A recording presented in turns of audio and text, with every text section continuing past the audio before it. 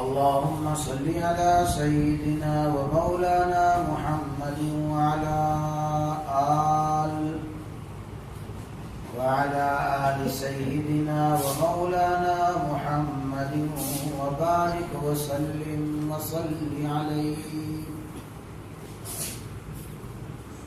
قال النبي صلى الله تعالى عليه وسلم: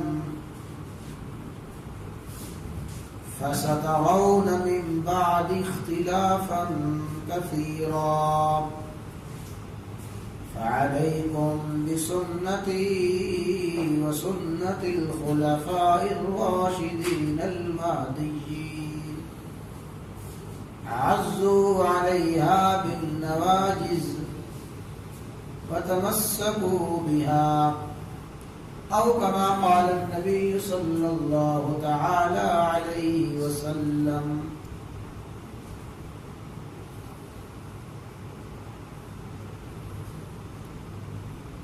امام الانبیاء، سید الانبیاء، خاتم الانبیاء، سیدنا و مولانا محمد رسول اللہ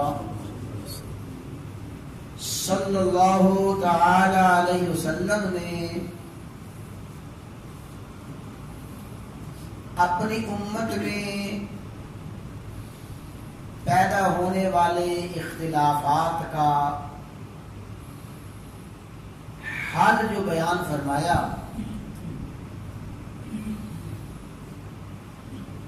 اس حل کے بارے میں بات چل رہی ہے. جیسے پہلے بھی عرض کیا گیا ہے، پھر اسی بات کو دہرایا جاتا ہے کہ یہ دروس کے سلسلے، قرآن کریم کے دروس ہوں، احادیث کے دروس ہوں،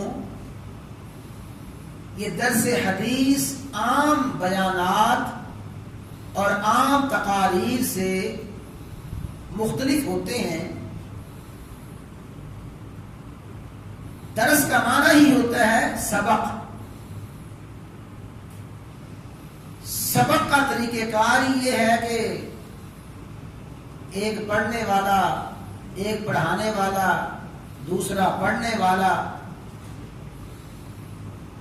تو اس درس کے حلقے میں انتہائی توجہ کے ساتھ بات کو سنا جائے، پھر انشاءاللہ کچھ نہ کچھ بات ضرور سمجھ آ جاتی ہے. کیونکہ درس کے حلقے میں کچھ علمی باتیں بھی، علمی اصطلاحات بھی ہوتی ہیں، تو بہت ہی توجہ کے ساتھ سننے کی ضرورت ہے. رسول اللہ صلی اللہ تعالی علیہ وسلم نے اختلافات کے حل کو جو بیان فرمایا، اختلافات کا حل ذکر کرنے سے پہلے آپ نے ایک لفظ استعمال فرمایا، وہ ہے فعلیکم. یہ جو علیکم میں علا کا لفظ ہے، اہل علم، اہل لغت فرماتے ہیں علا کسی بات کو لازم کرنے کے لیے جاتا ہے. علیکم تم پہ یہ لازم ہے، اس کے علاوہ کوئی چارہ کار نہیں ہے. علیکم ضروری ہے تم پر. تو لفظ علا کا استعمال اس مقام پہ کیا جاتا ہے جہاں کسی بات کو دوسرے پہ لازم کرنا مقصود ہو. تو علیکم رسول اللہ صلی اللہ علیہ وسلم نے فرمایا لازم ہے تم پر. کیا لازم ہے؟ اس کے لیے آپ نے ایک لفظ استعمال فرمایا، اس ایک لفظ کا آپ نے تکرار فرمایا. یعنی لفظ ایک ہے، اس ایک لفظ کو آپ نے 2 مرتبہ ارشاد فرمایا. علیکم کا تعلق اس لفظ کے ساتھ ہے، لازم ہے تم پر کیا لازم ہے یا رسول اللہ صلی اللہ علیہ وسلم، آپ اختلاف کے حل کے لیے ہم پہ کیا لازم قرار دے رہے ہیں؟ فرمایا علیکم، لازم ہے تم پر، بسنتی، میری سنت کو پکڑ لینا، اور وسنت الخلفاء الراشدین المہدیین، اور خلفاء راشدین کی سنت کو پکڑ لینا۔ میں نے عرض کیا کہ رسول اللہ صلی اللہ علیہ وسلم نے اختلاف کے وقت جس چیز کو مضبوطی کے ساتھ پکڑنے کا حکم دیا ہے، آپ نے اس چیز کا ذکر کتنی مرتبہ کیا جی؟ 2 مرتبہ۔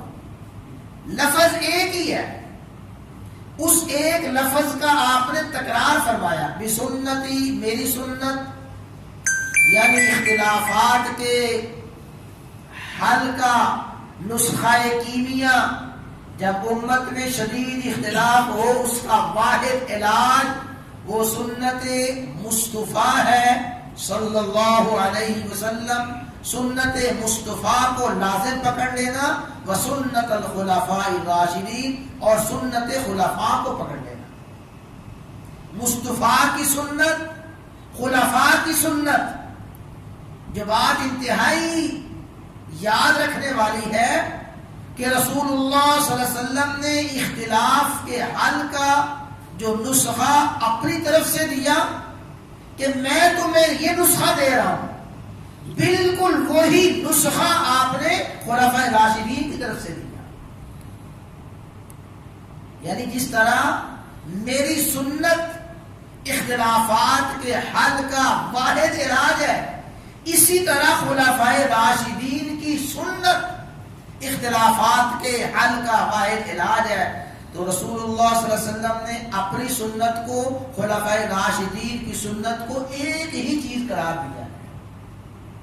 کیا معلوم ہوا کہ جس طرح رسول اللہ صلی اللہ علیہ وسلم کی سنت مبارکہ ہر حال میں قابل عمل ہے، رسول اللہ صلی اللہ علیہ وسلم کی سنت ہر حال میں قابل اتباع ہے، لازمی ہے، اسی طرح خلفاء راشدین کی سنت بھی ہر حال میں قابل علاج اور ہر حال میں قابل عمل ہے۔ خلفاء راشدین کی سنت پہ بھی ہر حال میں عمل کیا جائے گا۔ رسول اللہ صلی اللہ علیہ وسلم کی سنت میں، خلفاء راشدین کی سنت میں کوئی فرق نہیں، کیونکہ آپ نے خود یہ لفظ ذکر فرمایا ہے، فَعَلَيْكُمْ بِسُنَّتِي وَسُنَّتِ الْخُلَفَاءِ الرَّاشِدِينَ الْمَهْدِيِّينَ، لازم ہے تم پہ اختلافات کے وقت میری سنت کو اختیار کرنا، خلفاء راشدین کی سنت کو اختیار کرنا۔ تو معلوم ہوا رسول اللہ صلی اللہ علیہ وسلم کی سنن مبارکہ، آپ کی سنن مبارکہ اختلافات کا حل ہے، اسی طرح خلفاء راشدین کی سنن مبارکہ بھی اختلافات کا واحد حل ہے۔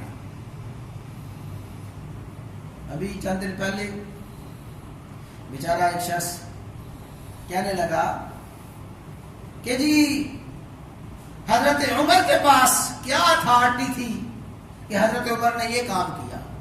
وہ انشاءاللہ مزید 2-3 مجالس میں آئے گا، تراویح کا ذکر بھی آئے گا، 3 طلاقوں کا ذکر بھی انشاءاللہ اسی موضوع میں آئے گا۔ تو وہ کہنے لگا کہ حضرت عمر کے پاس کیا اتھارٹی تھی کہ حضرت عمر نے 20 رکعت تراویح کو جاری فرمایا۔ میں نے کہا اللہ کے بندے، آپ کہہ رہے ہو کہ عمر کے پاس کیا اتھارٹی تھی؟ رسول اللہ صلی اللہ علیہ وسلم فرما رہے ہیں کہ خلیفہ راشد کی جو سنت ہے وہ اختلافات کا واحد حل ہے، اسی سنت لازم، اسی خلفاء راشدین کی سنت کو لازم پکڑو۔ تم کہہ رہے ہو اتھارٹی کیا تھی؟ رسول اللہ صلی اللہ علیہ وسلم نے خلفاء راشدین کی سنت کو اتھارٹی قرار دیا۔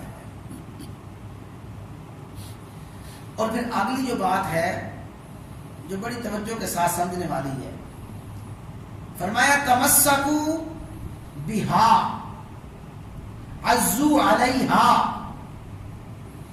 تمسکو بہا، مضبوطی سے پکڑ لو، بہا اس کو، اور عزو علیہا بالنواجذ، اپنی داڑھوں کے ساتھ مضبوطی سے پکڑے رکھنا اس کو، حالانکہ رسول اللہ صلی اللہ علیہ وسلم نے پہلے کتنی سنتوں کا ذکر فرمایا؟ 2 سنت، سنتی و سنت الخلفاء الراشدین، میری سنت اور خلفاء راشدین کی سنت، اور قاعدے کے مطابق آگے ہونا چاہیے تھا تمسکو بہا کی بجائے تمسکو بہما، دونوں تمسکو بہما، عزو علیہما، تمسکو بہما، ان دونوں کو مضبوطی سے پکڑے رکھنا، یعنی قاعدے کے مطابق یہ ہونا چاہیے تمسکو بہما، ان دونوں کو مضبوطی سے پکڑ لینا، اور عزو علیہما بالنواجذ، ان کو اپنے داڑوں کے ساتھ پکڑے رکھنا۔ لیکن آپ نے تسنیہ کا ذکر نہیں فرمایا، تسنیہ کی ضمیر ذکر نہیں فرمائی، تمسکو بہا، اس کو مضبوطی سے پکڑنا۔ کیا مانا؟ کہ میری سنت اور خلفائے راشدین کی سنت الگ الگ نہیں ہے، دونوں سنت ایک ہی چیز ہے۔ تمسکو بہا عزو علیہا، میری سنت کو اور خلفائے راشدین کی سنت کو، اس میں کوئی تضاد نہیں ہے، اس سنت میں کوئی اختلاف نہیں ہے، علیحدہ علیحدہ چیز نہیں ہے۔ جو سنت مصطفیٰ ہے وہی سنت خلفاء ہے، اور جو سنت خلفاء ہے وہی سنت مصطفیٰ ہے۔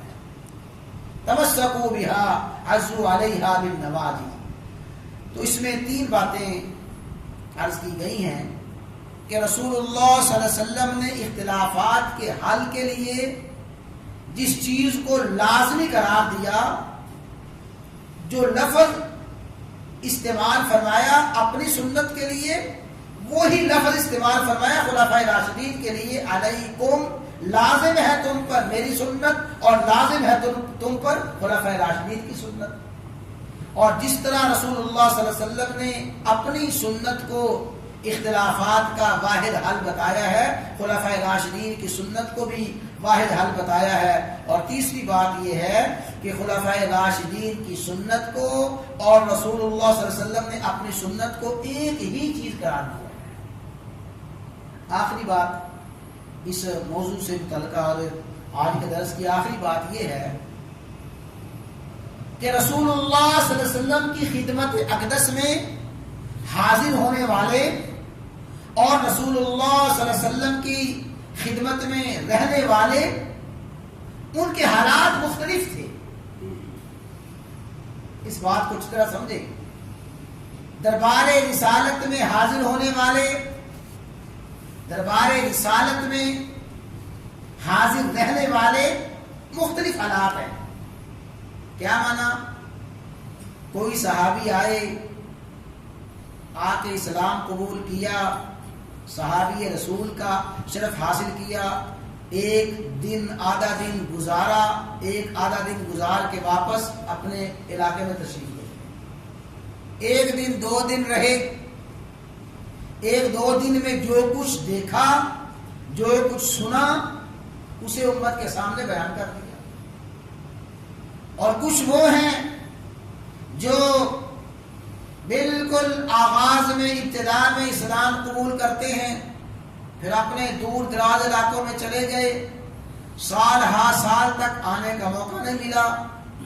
کچھ وہ جنہوں نے ہجرت کے بعد اسلام قبول کیا، تھوڑا عرصہ دربار رسالت میں حاضری کا موقع ملا، کسی کو تھوڑا ملا، کسی کو بہت تھوڑا ملا، کسی کو چند سال ملے، لیکن مزاج رسول کو وہی سمجھ سکتا ہے جو اول سے لے کے آخر تک رسول اللہ صلی اللہ علیہ وسلم کے ساتھ رہا۔ ایک شخص نے آپ کے ساتھ ہفتہ 10 دن گزارے ہیں، وہ آپ کے مزاج کو کیا سمجھے گا؟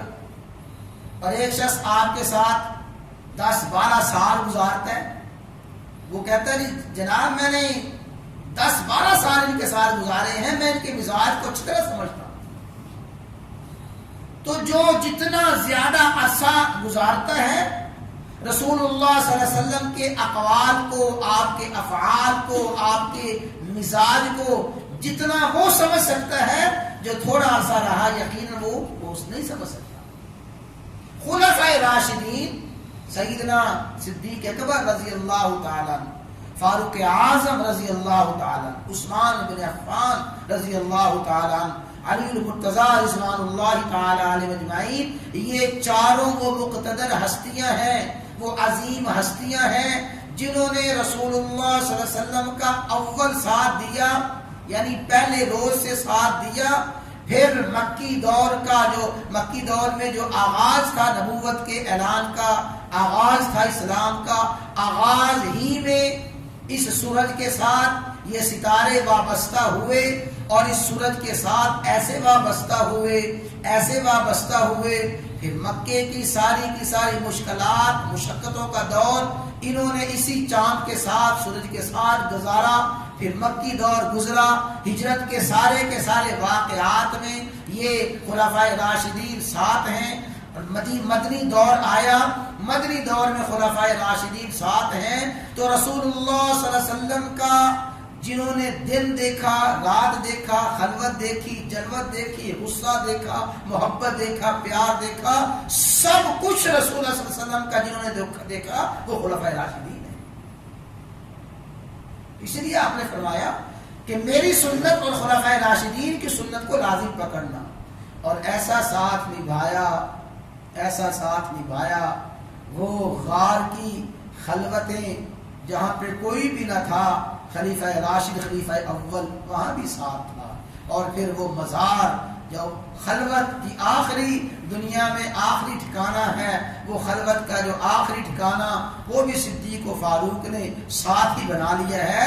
تو رسول اللہ صلی اللہ علیہ وسلم کے مزاج کو، آپ کے عادات کو، آپ کے اقوال کو، افعال کو خلفائے راشدین سے بڑھ کے کون سمجھ سکتا ہے؟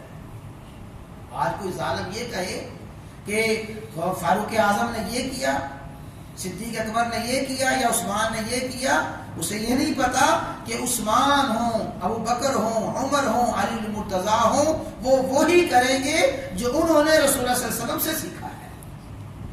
تو فرمایا فعلیکم بسنتی وسنت الخلفاء الراشدین المہدیین، لازم ہے کہ میری سنت کو تم پہ لازم ہے، میری سنت کو، خلفائے راشدین کی سنت کو پکڑ لینا، اور عزو علیہا مضبوطی سے پکڑنا، تمسکوا بہا مضبوطی سے تھامے رکھنا، اس لیے کہ سنت مصطفیٰ اور سنت خلفاء دونوں ایک ہی چیز ہیں، ان میں کوئی کسی قسم کا فرق نہیں ہے۔